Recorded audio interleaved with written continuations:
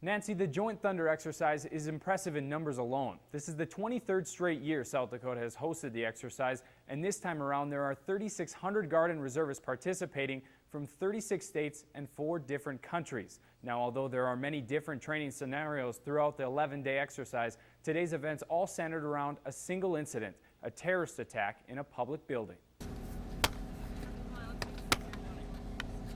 It may only be training, but these soldiers waste no time responding to a realistic worst-case scenario. One of those radical students who detonated a chemical agent at Black Hills State University, and we were called in by the state to respond to the incident. Units from several states play the role of the National Guard in a mass casualty exercise triggered by a dirty bomb.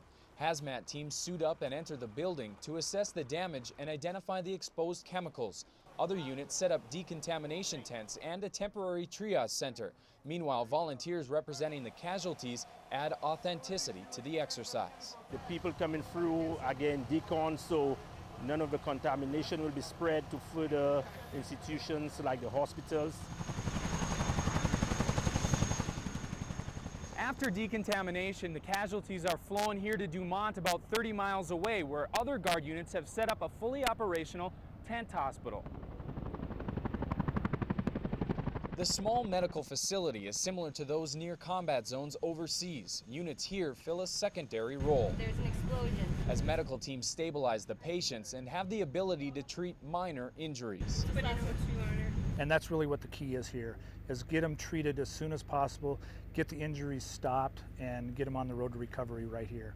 Those most seriously injured are treated by other units in Sturgis, where there's a complete combat support hospital which features 248 beds and self-contained operating rooms. And where we are located is still in what we call the theater of operations, but we're far enough away that we don't have to worry about taking direct hits from any of the goings-on in the battle. Although it's harder to practice surgery, the training helps all levels of hospital staff plan for the real-life cooperation it needs in Iraq and Afghanistan.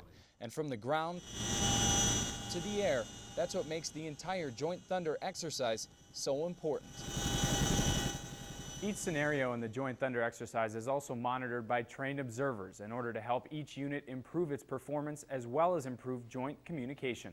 Kent Erdahl, KSFY Live at 10.